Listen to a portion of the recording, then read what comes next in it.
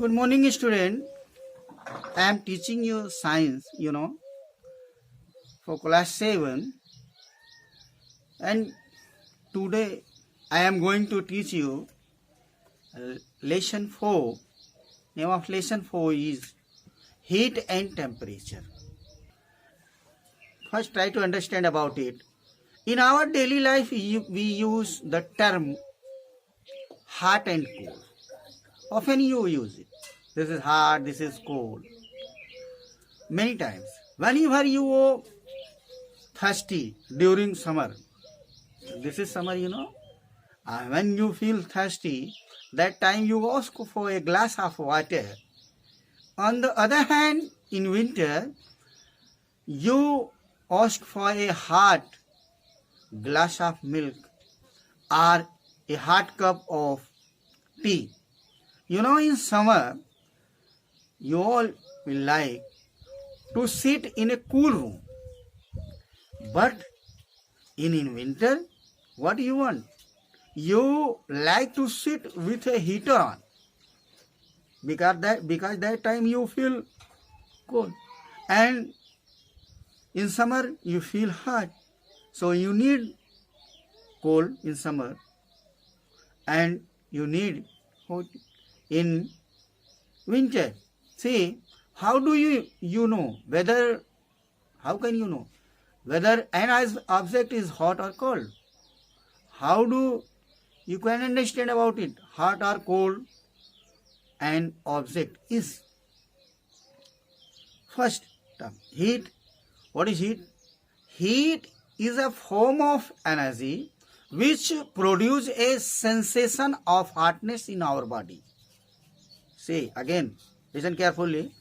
Heat is a form of energy which produces a sensation of hotness in our body.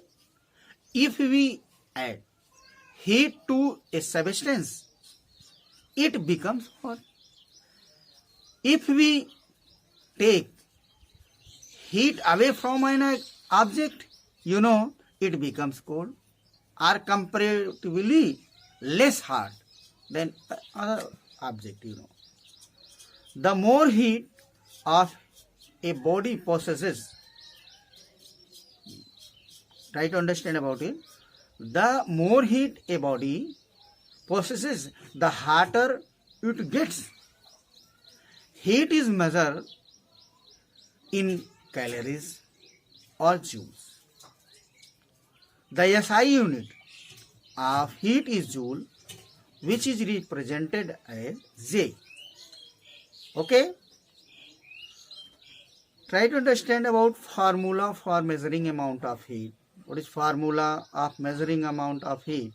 Say, we have already, studied that amount of heat depend on the mass of the substance and temperature difference. Amount of heat also depend on the specific heat of the substance. Hence, we can say,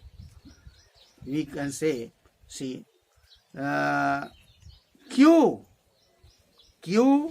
will equal to M into S into T.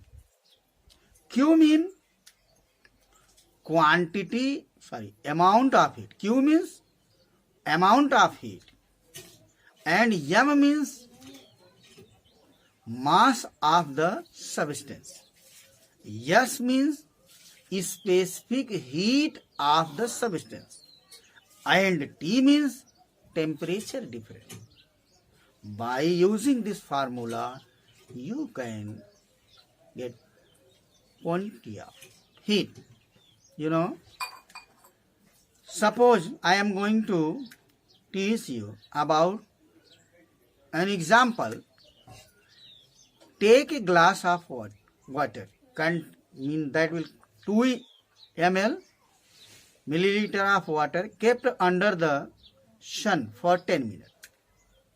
The temperature of water increase, suppose by 2 degrees centigrade. Find the amount of heat received by water per minute. See, mass of water 2 100 ml, 200 milligram. And specific heat of water, yes, you denote it by yes, it will 4.18 joule per gram degree centigrade. And temperature difference, I taught you 2 degree centigrade. Heat received in 10 minutes. So, heat received in 10 minutes will equal to Q, and Q will equal to M into S into T. See, so it will 200 into 4.18 into 2. When you are going to calculate it, it will 1672 joule. So heat receiving or heat received in 1 minute will equal to 1672 upon 10. You will divide by 10 because it takes 10 minutes. It will equal to 167.2 joule. Mean heat received 167.2 joule per minute. Okay, you know, temperature and its effect. Temperature of an object, you know, is its degree of hotness or coolness. When two objects having different temperature are placed in contact with each other, the object at higher temperature, you know, loses its heat, while the object at lower temperature gain heat. Hotter object loses heat and lower object gain heat from that object, you know, and until both the objects attain the same temperature. After that, you know, we cannot see flowing from one to another. Mean heat is flowing from one to another object, but we can see the effect of such a flow. Thus, we can say heat is flowing from hotter object to cooler object. Thus, you know, the measure of heat in the that measure of the heat is the temperature of that object. Some of effect of flow of heat, I am going to explain about it. You know, there are if you are going to study about it, number first,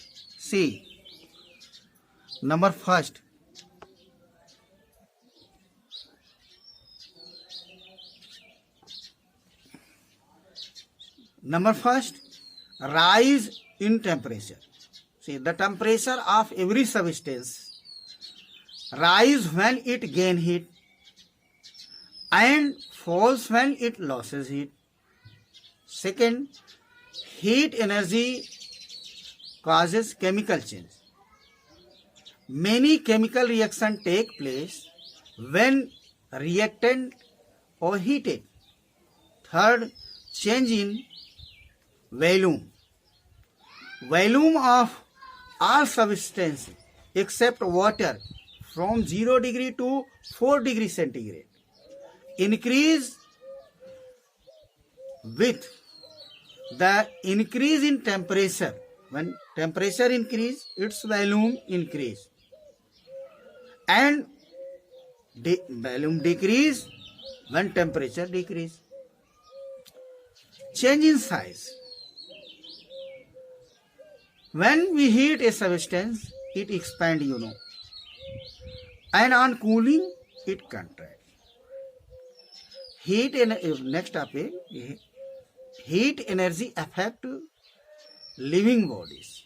You know, all living beings, whether animals or plants, can only perform their function properly at a particular temperature. You know, the temperature at a place affect the distribution of plants and animals in that region. That temperature affect the plants and animals that are living in that region. There are animals, you know, like polar bear, penguin, that